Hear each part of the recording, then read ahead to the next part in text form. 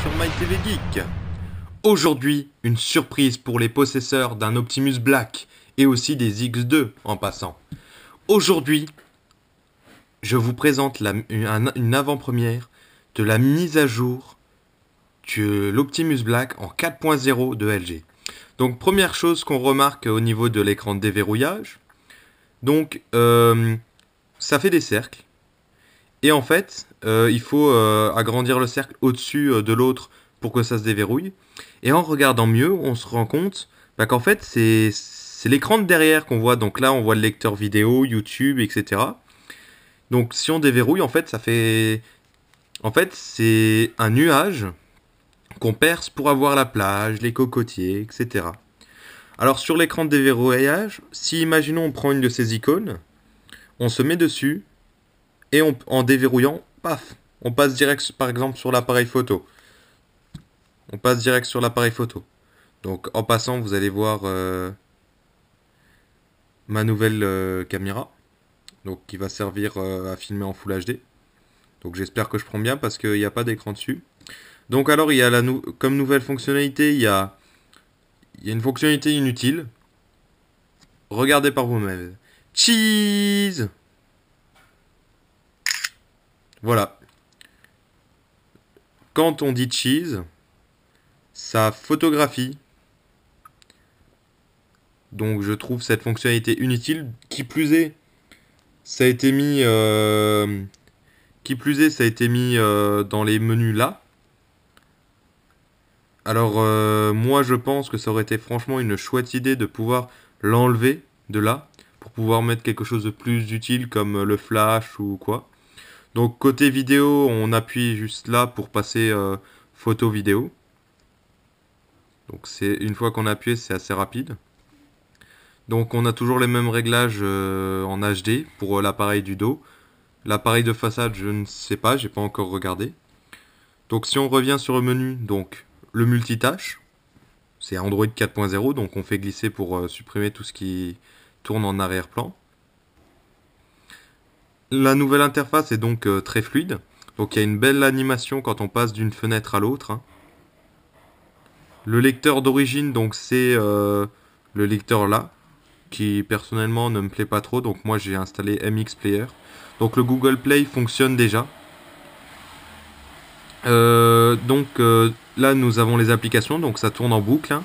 Les téléchargements, les widgets. Et si par exemple on va dans les applications, on appuie sur ce petit bouton. On peut supprimer les applications qu'on a installées juste en cliquant dessus. Donc très intéressant. Alors aussi, tout fonctionne sans trop de problèmes. Donc Wi-Fi, Bluetooth, le GPS, je vais faire un test après pour voir si ça fonctionne. Par contre, le seul bug pour l'instant que j'ai vu, c'est la barre là, qui ne veut pas descendre. Donc c'est un petit problème, mais autrement le reste du téléphone fonctionne parfaitement. Donc je peux appeler, etc. Donc c'était une avant-première d'Android 4.0, donc dommage, la V1030 qu'on ne peut pas dérouler là. Black. Très dommage. Mais par contre, chose très intéressante, ça faisait longtemps que j'avais envie d'y jouer, malheureusement je ne pouvais pas, parce que ça faisait cracher le téléphone. Donc tout le monde se souvient du beau crash au moment où on se connectait, où on avait un beau freeze tout rose, en tout cas pour moi, où tout frisait au rose, dès qu'on essayait de bouger, et c'était fini, il fallait enlever la batterie pour redémarrer. Et là, je vais vous choquer. Minecraft fonctionne enfin sur ce téléphone. Impressionnant. Après tout ce temps à attendre. Donc ça met un petit peu de temps. Regardez. Minecraft fonctionne. Hein. Donc un peu dur de se déplacer. Comme ça. Donc là c'est la version de test. Mais cela fonctionne parfaitement. Hein, comme vous pouvez le voir. Donc aucun freeze, aucun lag. C'est parfait.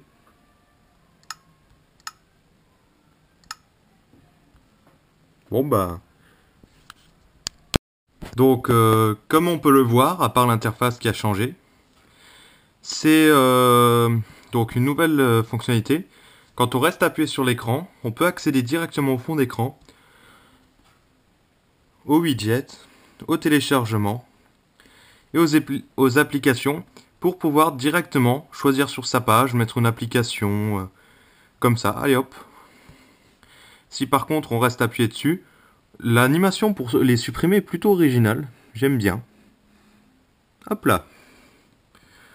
Donc il y a aussi un truc nouveau qu'il n'y avait pas avant, c'est quand on écrit un message. Donc il y a le traditionnel clavier AZERTY. Donc je suis pas dans le bon truc. Il y a le traditionnel clavier AZERTY. Et nous avons un nouveau système ressemblant au Galaxy Note. Donc comme vous pouvez le voir, on peut écrire comme ça. Mais c'est pas tout à fait au point.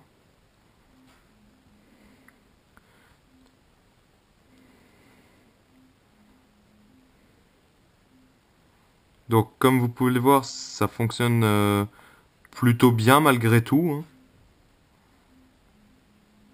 Enfin presque, plutôt bien. Parce que comme vous pouvez le voir là, il n'a pas pris mon G. Et aussi nous avons donc la reconnaissance vocale en restant appuyé sur cette touche.